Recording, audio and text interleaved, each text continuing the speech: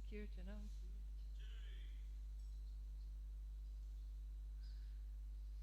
Put some books out. We were going to sing O He Vaishnava Thakur in honor of the glorious Appearance Day of Srila Bhaktisiddhanta Saraswati Maharaj.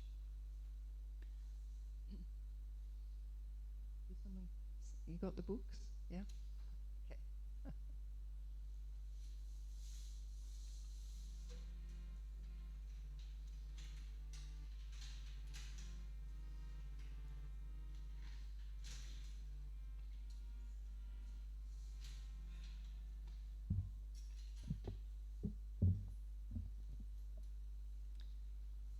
O He Vaishnava Thakura Daya Sagara Edase Koruna Kori Ura Daya Sagara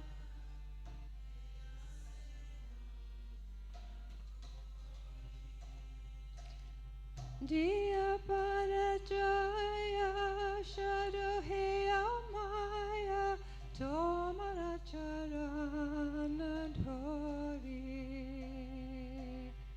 Diya Parajaya Shadoheya Maya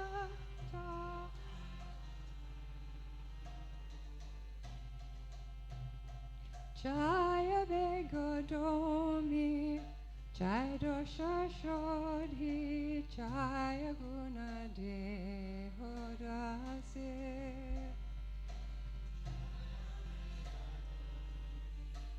Jai Dosha Shodhi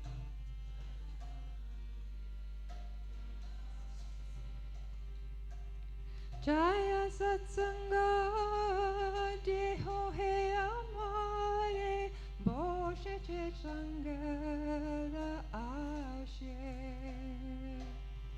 Jaya Satsanga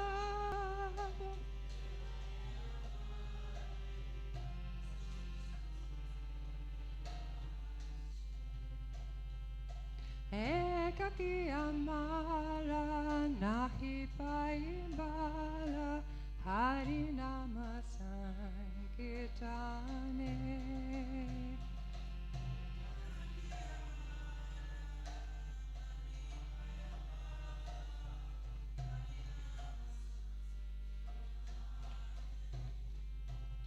Tumi Kripa Kori Shraddha Bindhu Diya Deho Krishna Namadhane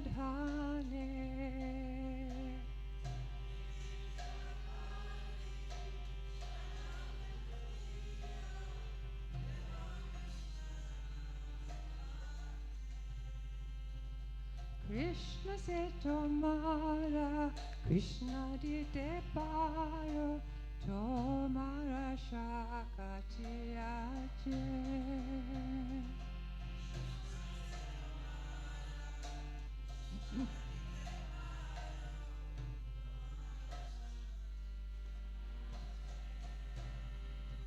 Amrito Kangala Krishna Krishna Boli Daya Tava Pache Pache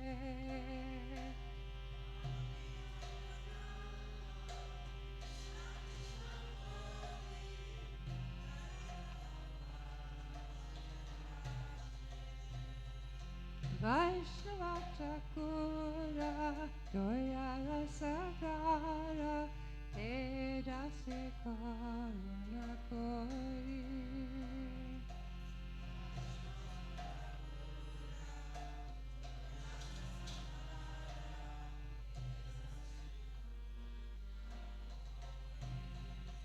Jaya Vaishnav Thakur Jaya Vaishnav Thakur Jaya Vaishnav Thakur Jaya Vaishnav Thakur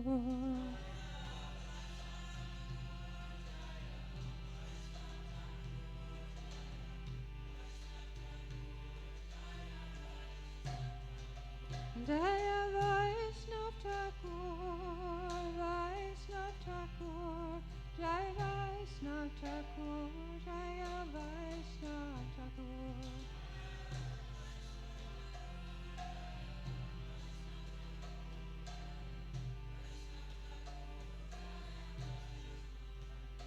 Jaya Bhakti Siddhanti Saraswati Thakur, Jai Bhakti Siddhanta Saraswati Thakur.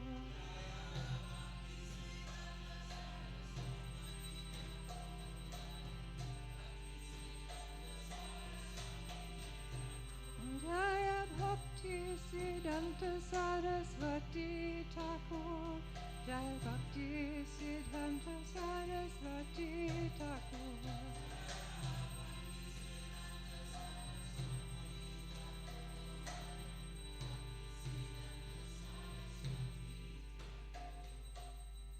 Jai Srila Bhakti Siddhanta Saraswati Thakur ki Jai.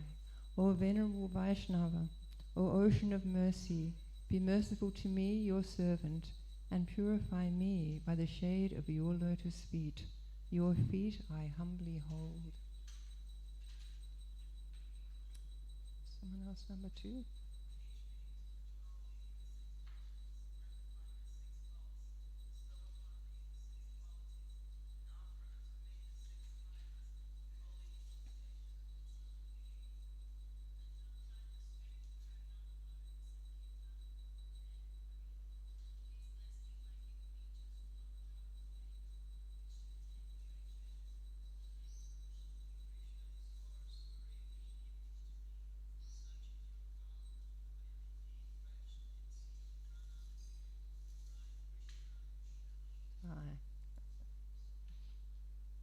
So such a special day today. I'm sorry that the king of class, Garuda Das, is not here. He's sick.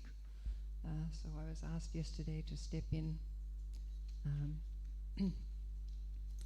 to try to glorify Srila Bhaktisiddhanta Saraswati. There's so much one could say. It's like, just like with Srila Prabhupada's life, every moment is so precious. But there you go, we just have a short amount of time, so we'll do our best. I just wanted to... Okay. So, Srila Bhaktisiddhanta Saraswati is called a Shaktavash avatar. And a Shaktavash avatar is an empowered incarnation. And his empowerment was to preach the message of Lord Caitanya Mahaprabhu. And we'll hear later on in his life how he himself was informed of this empowerment.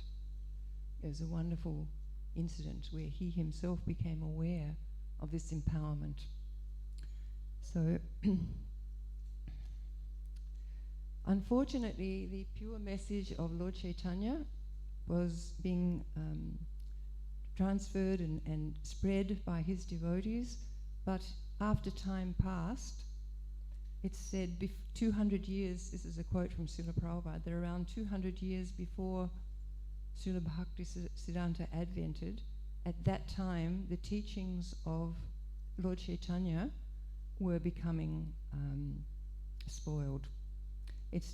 Prabhupada explained that many pseudo-spiritual groups sprang up like mushrooms to exploit the sentiment of spiritualism in the innocent public. So these people were unfit and unwilling to go to follow regulative principles, and they were misunderstanding that the highest worship is that of the gopis worshipping Krishna.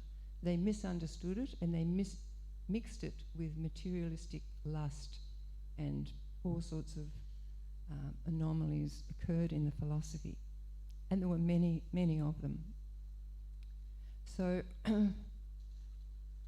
they passed as Lord Chaitanya's followers, but actually they were obstructing the progress of those pure teachings of Lord Chaitanya.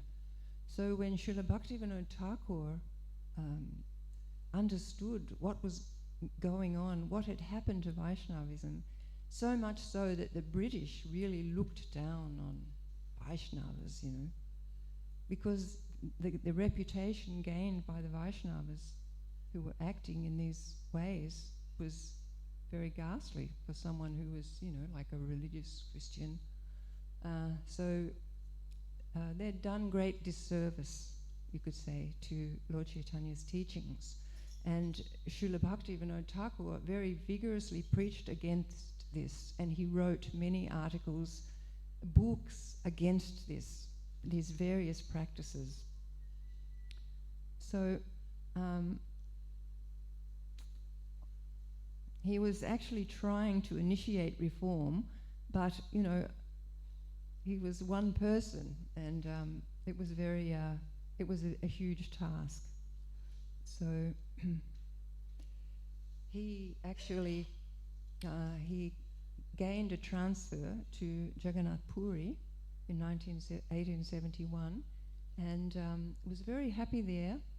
He was very much trusted by all the English authorities because he was very expert at what he did and no nonsense, and they could see he was an exalted character.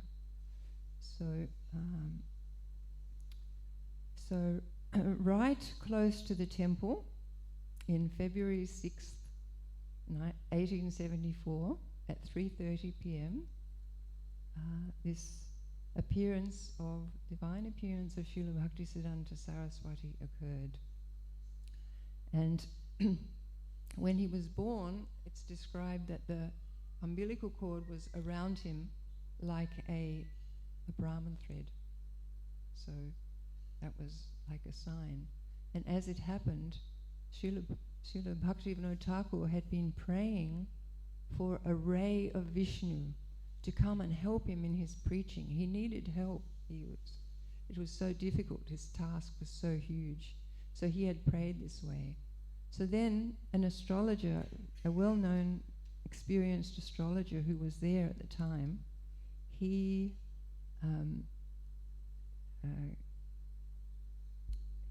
his judgment was that he noticed that the child had all 32 bodily symptoms of a Mahapurusha, a great personality. I don't know what they all are, but so he commented that I have done many horoscopes in my life, but I have never before seen such a horoscope filled with all the signs of a great personality. He said this child will become world famous as a brilliant teacher of life's ultimate goal. So naturally Srila Bhaktivinoda Thakur and Sri Bhagavati Devi, who's also a glorious devotee, were very happy to have such a wonderful son. So there's so many indications as he grew up, When he was 6 months old, a Jagannath cart would come along that main street of Puri. I don't know, a lot of you have probably been there. So it stopped for 3 days. It wouldn't move outside Bhaktivinoda Thakur's house. So Shri Bhagavati Devi took that opportunity to take the child up to get blessings from Lord Jagannath. And as she was holding him near Lord Jagannath's lotus feet, a garland fell and encircled Srila Bhaktisiddhanta Saraswati. And all the priests who were on that cart were like, wow, this is a special personality. They immediately had that understanding. So there is a nice story about his determination. When he was 3 or 4 years old, he took one mango. Srila Bhaktivinoda Thakur had brought some mangoes for offering to the deities. He took one mango and he ate it. And when Prabhupada tells this story, he said that actually his father very mildly rebuked him. He wasn't angry. He just said, what is this? I've brought these for the pleasure of the Lord, and you have taken it and eaten it, so it can't be offered to the Lord. But the child, even though he was so young, he was so mortified that he made a vow that he would never eat mangoes for the rest of his life. And Prabhupada said, no matter that thousands of people would press him to take mango later on in life, he would always say, no, I am an offender, I cannot take. So he had an incredible determination. And it's described that by the time he was 7 years old, He knew every verse of the Bhagavad Gita. Not only that, he could explain each verse. And it's described also that he would listen with rapt attention. When Srila Bhaktivinoda Thakur would be preaching, Srila Bhaktisiddhanta would be sitting there listening with such happy attention. You know, he was just like wrapped in whatever Bhaktivinoda Thakur was saying. And all the other people would notice that this child was so absorbed in hearing Krishna Katha. So when he was 7, Srila Bhaktivinoda Thakur was constructing this Bhakti Bhavan in Calcutta, I think, and they found a Kurma deity, and he asked Bhaktisiddhanta to worship that deity, and so he always worshipped that deity for many, many, many years. So he was working with his father. He actually became like Srila Bhaktivinoda Thakur's secretary. He was helping, so he was very well aware of all Srila Bhaktivinoda Thakur's preachings, and very much in tune with it. And he learnt publishing and editing at the book press as a young man. And he was explained as, the description was, he was an astounding scholar.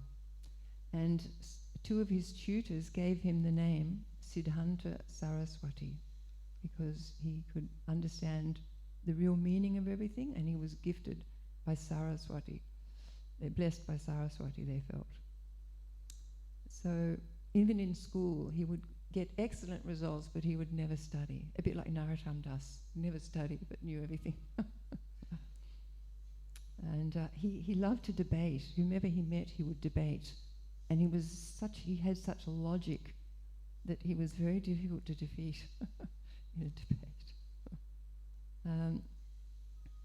So he did spend 3 years at Calcutta Sanskrit College, but then he decided, I don't want to be too educated because then I'll be forced to go into householder life, and I don't want that. So he left that university with the decision that he wanted to use his life for preaching Krishna consciousness.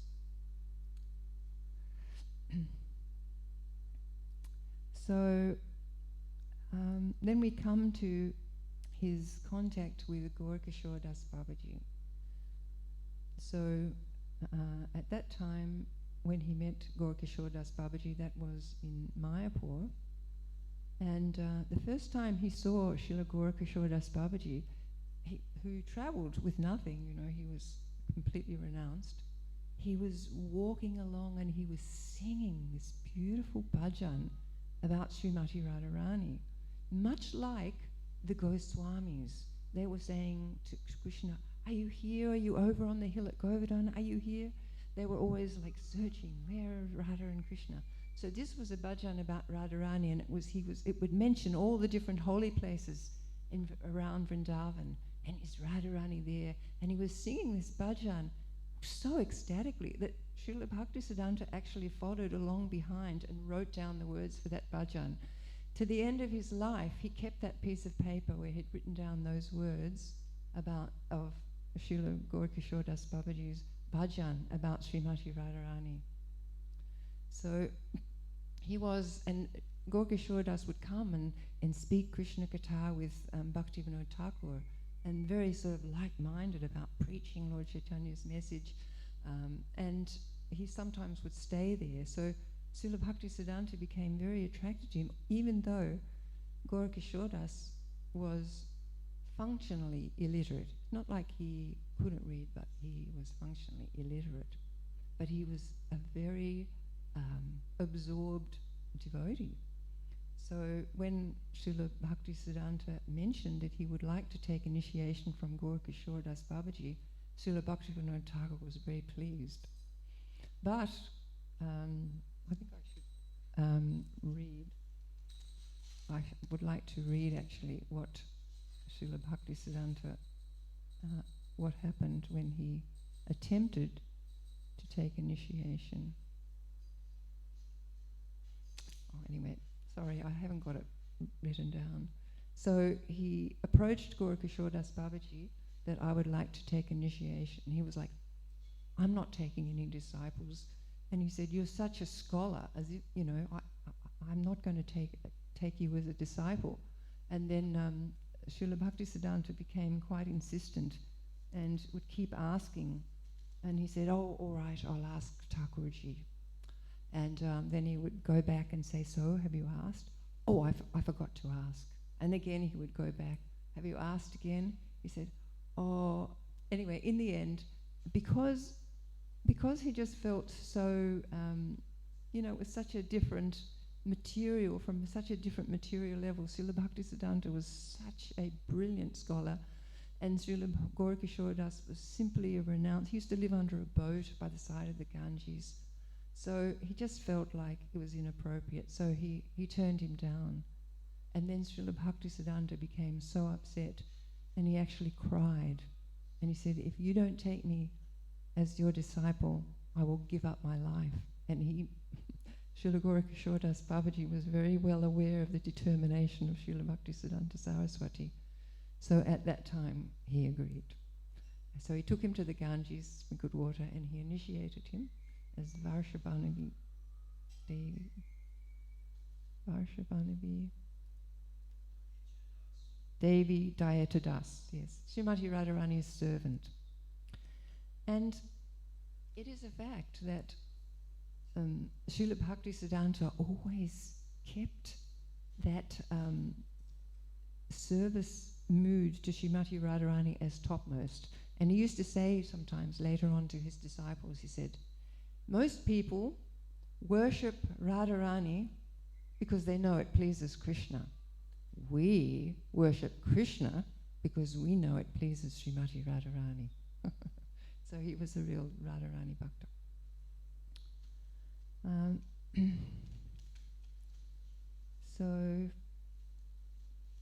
Oh yes, and Srila Gaurkishore Das Babaji would call him my Prabhu, his disciple, my Prabhu.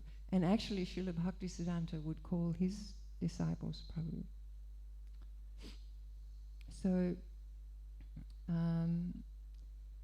by 1900, he'd actually begun giving classes from Srimad Bhagavatam, from Caitanya Caritamrita, in front of many listeners. Many people would come and listen, and in front of his father. So, his father could understand his deep realizations. And he was also began writing books. He published various books, even one on Sanskrit language earlier, but he started to write a Vaishnava encyclopedia by 1900. And he actually didn't finish it till maybe he was 40. It took a long time, because imagine a Vaishnava encyclopedia. And what it encompassed, it was published in 4 volumes later. It encompassed all Vaishnava terminologies.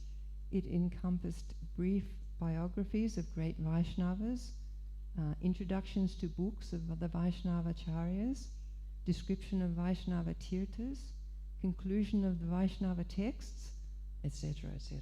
So it was a wonderful work. So he also began to study the books of Madhvacharya and Ramanujacharya. He published their biographies, and wherever he went he would debate various learned pundits, and in fact he had such a reputation that everybody became afraid. Oh no, if Srila Bhaktisiddhanta was going to debate them, it's like, especially if they were deviating, then they were like, fear would come in their hearts, because Srila Bhaktisiddhanta Saraswati was like an arrow, and so concise and so learned, could quote so many various shastras to prove his points, and really someone who was deviating had nowhere to go. So it's described that all the bogus cults and sects were doomed when Srila Bhaktisiddhanta started to explain the real true philosophy. So yes, in Puri, when he was in Puri, this was in 1905, there was one sorry, Babaji. I've got his name somewhere. Anyway, there was a Babaji who was very famous. And initially he used to go along to Bhaktivinoda Thakur's classes. But then he started to deviate and he created his own mantra, which was not a bona fide mantra. And, some of his practices were not proper. So, Srila Bhaktisiddhanta Swami spoke out about this so strongly that his followers became very upset with him, very furious with Srila Bhaktisiddhanta's preaching against their dear Babaji. And Srila Bhaktivinoda Thakur at that time said, I want you to go to Mayapur. This all happened in Puri. He said, I want you to go to Mayapur, to the yoga pit, and I want you to do bhajan. Because perhaps he was fearful for Bhaktisiddhanta's life. So Srila Bhaktisiddhanta took that up. He went to Mayapur and he constructed near yoga pit a grass hut, and he proceeded to chant. He also studied while he was there, but he chanted 192, I think, rounds every day, like Haridas Thakur. He just ate from the floor. He slept just on the bare floor, completely renounced over those years. He wanted to chant 1 billion names because he wanted to preach, he wanted to start a preaching movement, but he felt like he needed that purification to give him the spiritual strength to do what he was, hoping to do. Therefore, he made this vow, and he completed it. Even if it would rain, when there was a hole in the roof, he just put up an umbrella and chant Hare Krishna, chant his rounds, unaffected. Such a strong soul. And even Gaurkishore Das Babaji was so impressed at his disciples' renunciation through that 9 years. So during that time in 1911, Srila Bhaktivinoda Thakur had been asked to attend like a seminar in Midnapur district because the Smarta Brahmanas were quite incensed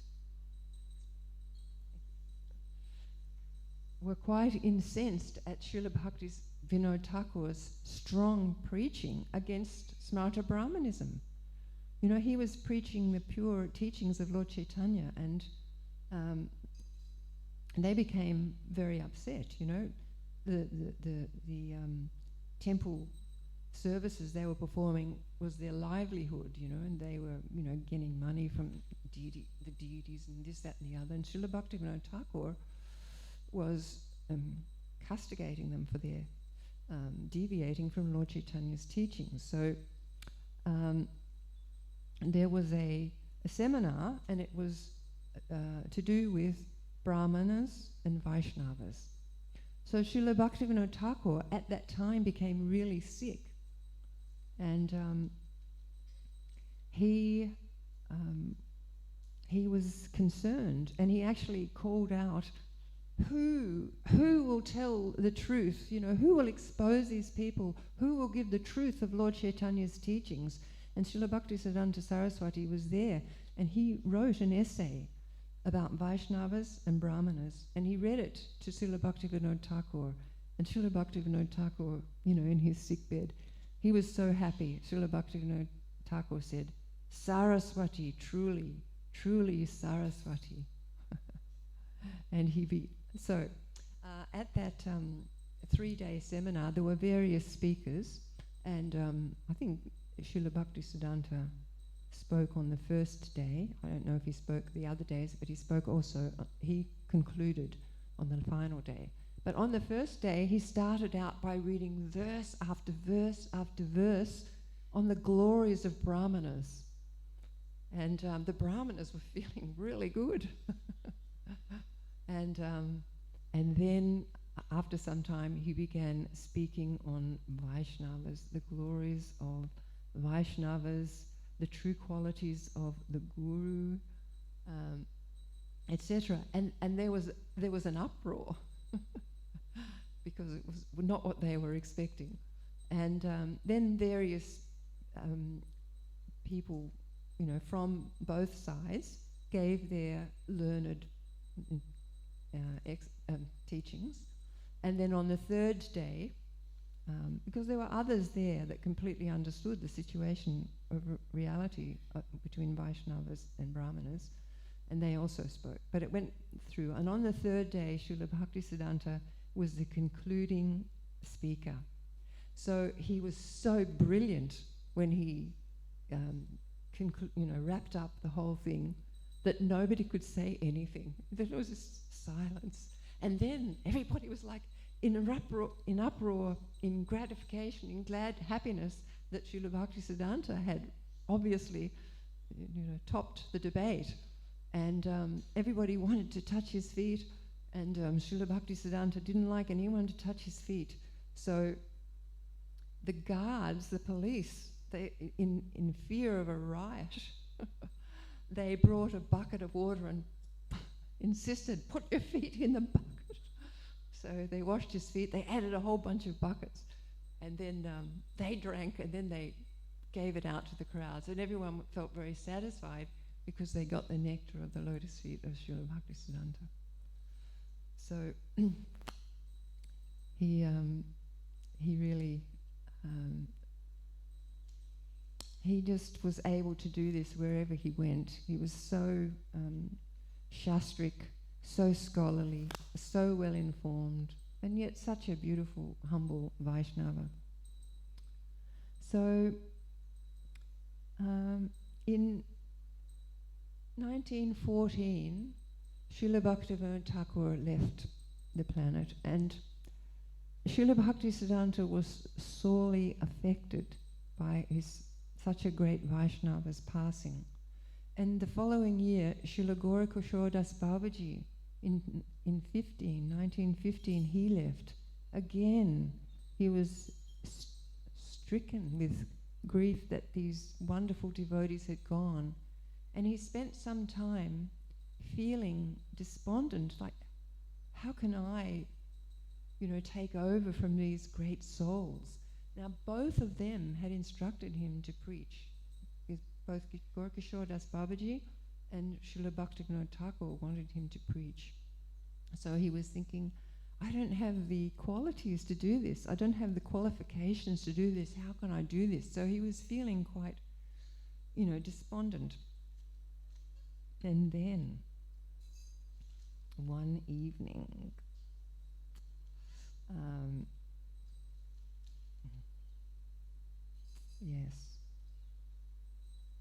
one evening he had this vision where he saw Lord Caitanya, Lord Nityananda, the whole Panchatattva coming through from the eastern side of the yoga pit into the big area where they would chant and have kirtan.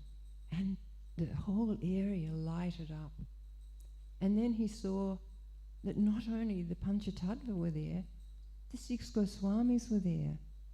Gaura Das Babaji was there. Jagannath Das Babaji was there. His father, Bhaktivinoda Thakur, were there. They were all there. And they said to him that you don't worry about anything. Why are you waiting? We're all behind you at every step. You should preach with full enthusiasm. So this is where he got the message from the Lord himself and all the associates that he was empowered. Before he was feeling, what can I do? That he was actually Shakchavish Avatar. He was empowered. So he was saying, we're all behind you. Just chant the glories of the Lord. Preach everywhere. All of us will help you. Whatever you need, men, money, learning, everything will come. Do not worry. You will have no hindrance, no danger will obstruct you. We are always with you. So nice, such beautiful encouragement. And it's described that the devotees who were in the temple at the time, they'd been kind of concerned that he was feeling, despondent. And then that morning he came down and he told them all about this vision, and they were all really happy. And he was obviously completely inspired by this vision that he had had. So then he just went out and he just started preaching. In 1918 he began the Gaudiya Math just by renting a house in Calcutta, and then the devotees got together and they, looked after paying the rent, etc. And he went on from there to... he took sannyas in 1918, just in front of a picture of his Guru Maharaj.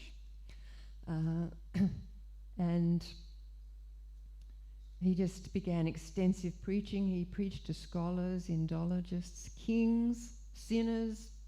He established temples throughout India, 64 temples throughout India over his life. And he re-established those bona fide teachings of Lord Caitanya. So he travelled all over India, from the Himalayas to the sea. And wherever he went, he established temple deities.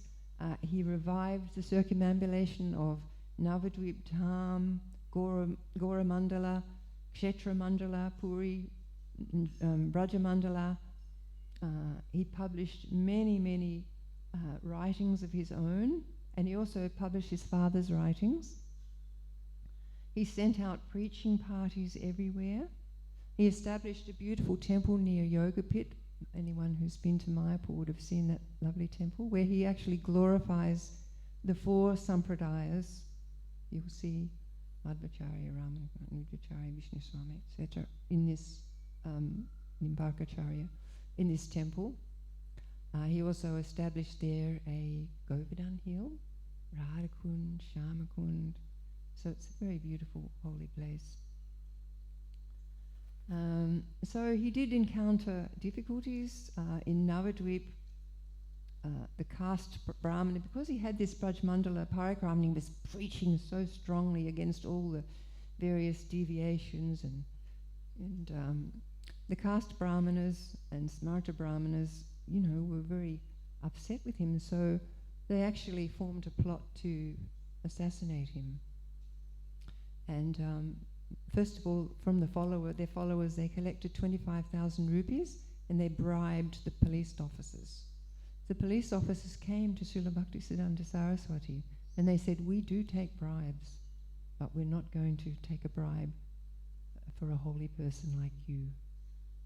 So they warned him, take care. And anyway, the plot was foiled.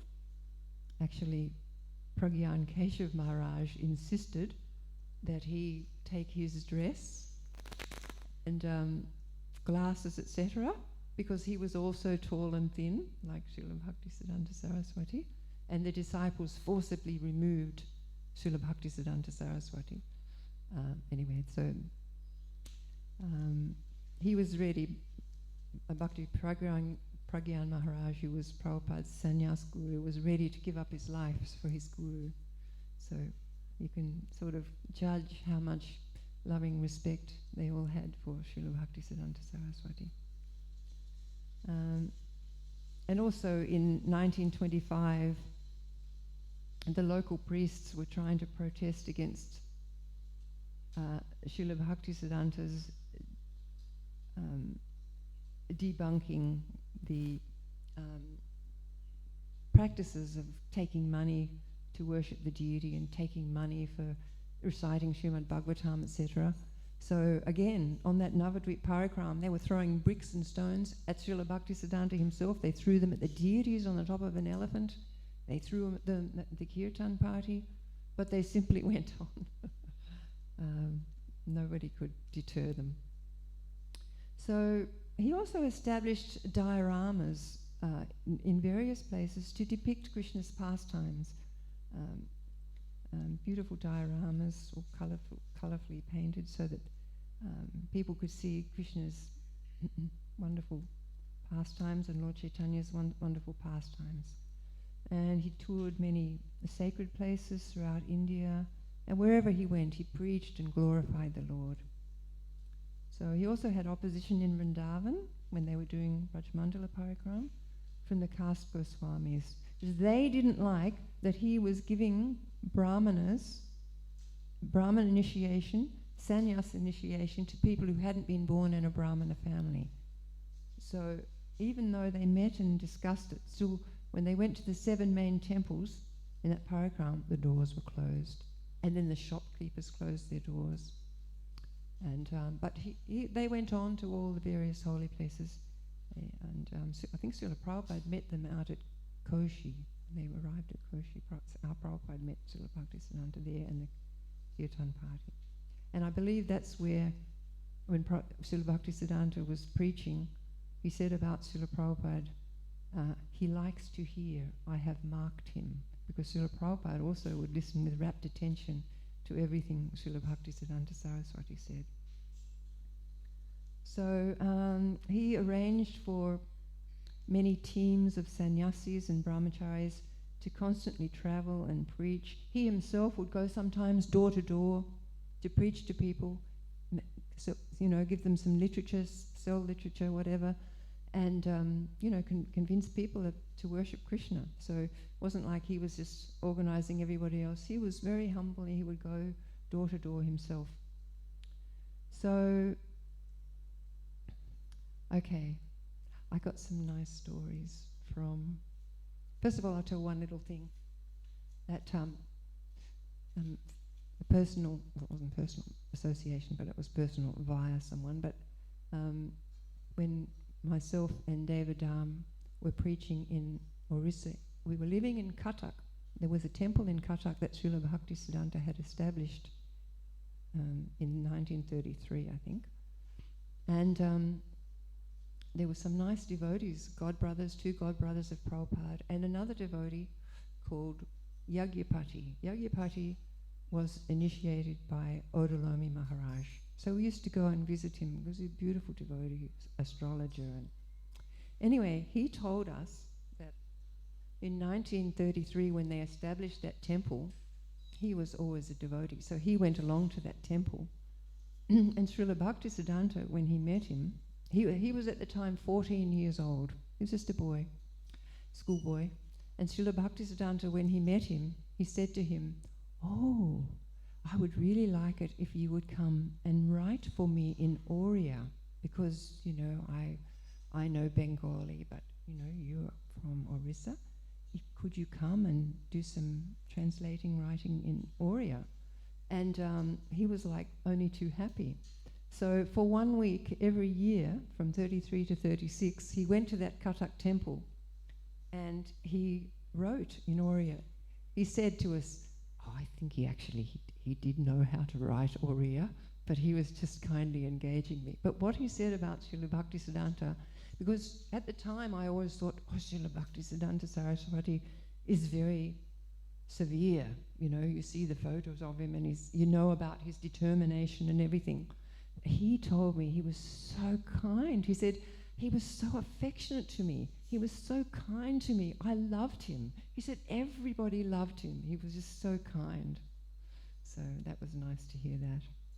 So I got some memories from Mula Prakriti, our god sister. She met various godbrothers in their older years and talked to them about Prabhupada and got various memories. So there's some memories that are very pertinent. So one time, Srila Bhaktisiddhanta in that mutt in just near our Mayapur temple that has the Govardhana, Radhakund, etc., there was a landing upstairs where Srila Bhaktisiddhanta, they used to see him pacing back and forth. And he was considering how to preach this movement all over the world. So one time he had a meeting, with a darshan with various devotees, lots of sannyasis and senior devotees. And the meeting was just over. So Srila Bhaktisiddhanta went into his room and the sannyasis were sort of milling out. I think he closed the doors. The sannyasis were milling around. And then they saw a very humble householder coming in carrying a suitcase, and of course it was he was Abhay Charan at the moment. So Abhay Charan, he walked up the stairs, and then he saw, oh, the doors are closed, the darshan's over, I've missed everything.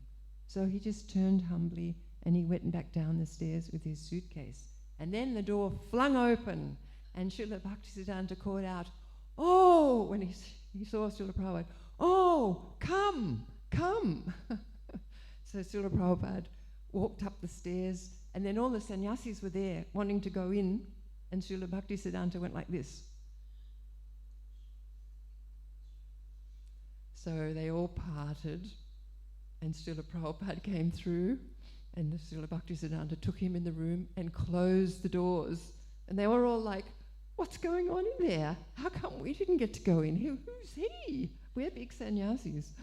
And the devotee who was telling the story, Nayananda, I think his name is, Nayananda, he was thinking, oh, this is very special. And he was looking at his watch and he was in there for quite some time.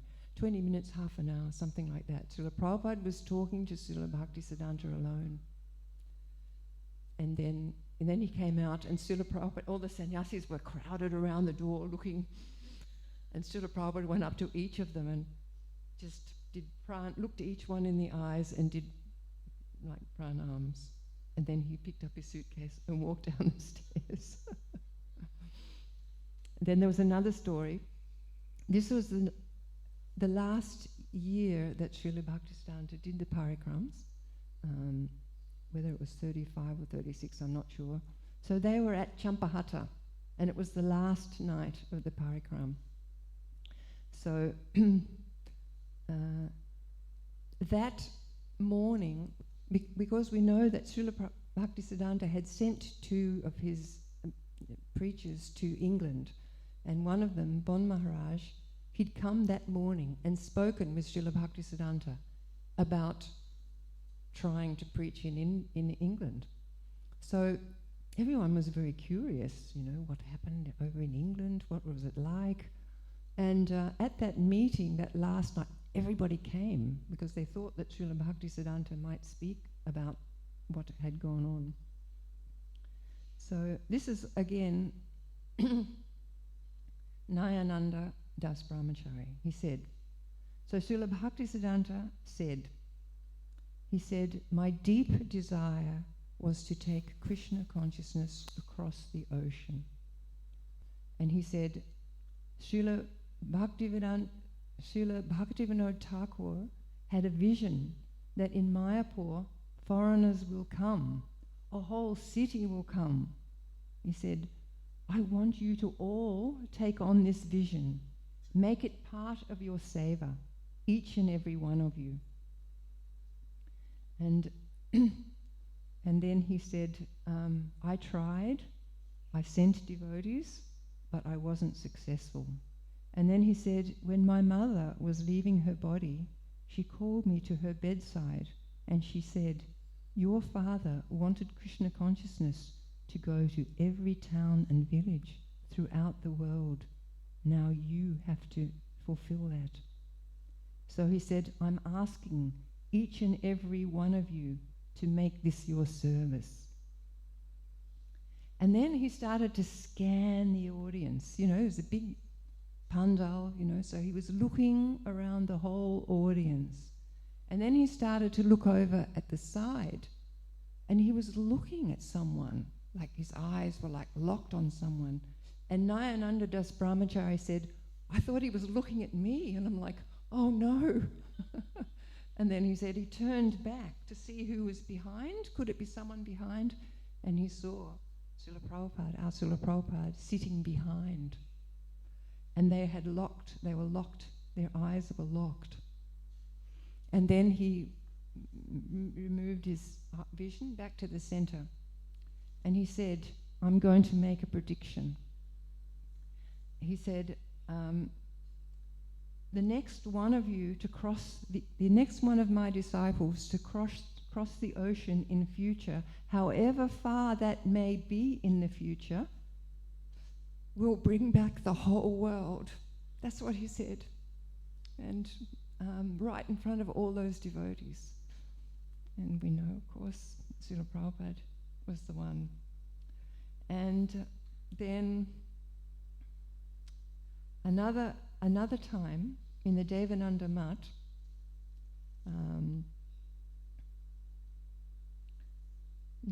this was in Bombay. There was a small temple in Bombay. So there was a devotee called Narayamananda, and he was a very young, very beautiful, attractive preacher, and he was very successful. He could go to whole villages and, turn them to Krishna consciousness. So, he was having a lot of success in his preaching. And this story came from, he'd passed away when Mula Prakriti was doing the interviews, but this was his disciple who told him this. He was very successful with his preaching in his young days. And he happened to be at the Bombay Mutt, and so was Sridhar Maharaj. Bhakti Sarana Das Maharaj was there, and our Srila Prabhupada was there, and Srila Bhaktisiddhanta Saraswati came there, and they were all sitting around a table at the Mutt. And he said, Srila Bhaktisiddhanta Maharaj said, I have ordered you all to go overseas. Who among you will go? And then he turned to Sridhar Maharaj. He said, you are the most qualified. You should go. Can you go? And Sridhar Maharaj said, oh, my nature is reserved. I'm quite a reserved person, and also I sort of know this high English, but I can't deal with other accents. I wouldn't understand them, and he didn't want to go. So then he asked this Narayamananda, he said, you've been so successful with your preaching, why don't you go? And I think he asked Saranadas Maharaj as well, and then he asked this boy, and he said to him,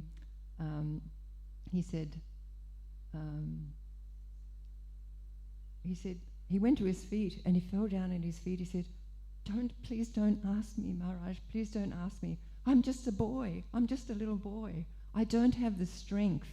And he was crying. And Srila Bhaktisiddhanta Saraswati started patting him on his head.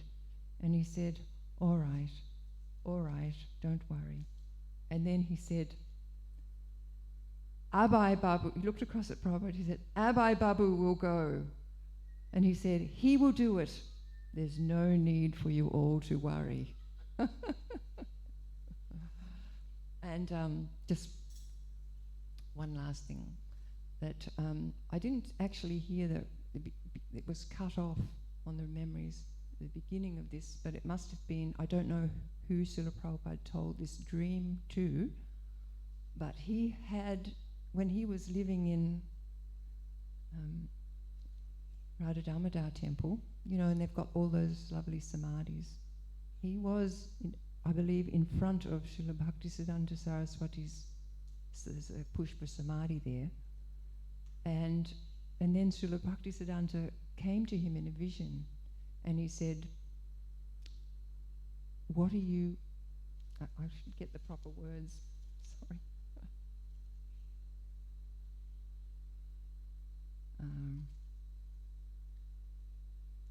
Oh yes, this is it. Yeah. So he said to him,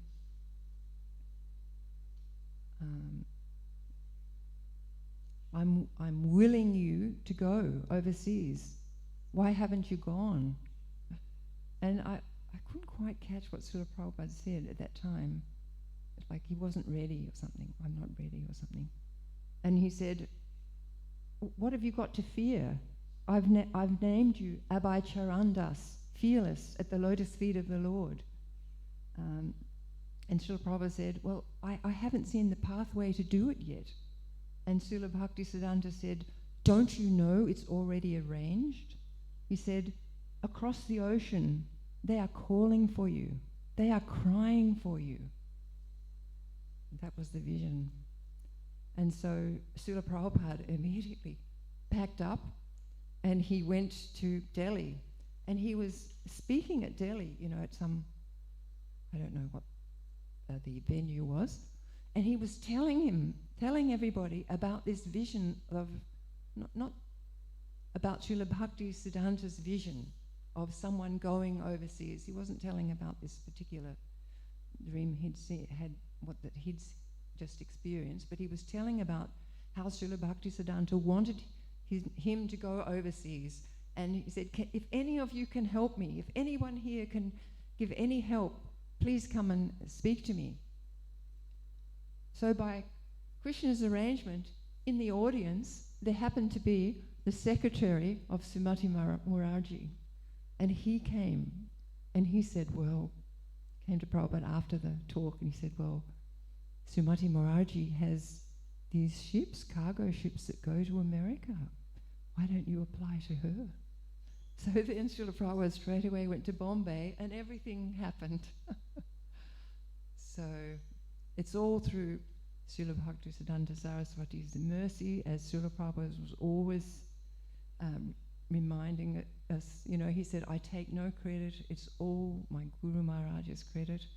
So Srila Bhaktisiddhanta, we would not be here without Srila Bhaktisiddhanta, of course, and the world would not have changed as it did. It would not have spread throughout the world except for Srila Bhaktisiddhanta Saraswati and those wonderful instructions and his wonderful disciple who took them as his life and soul. So thank you very much. Srila Bhaktisiddhanta Saraswati Thakur ki jai.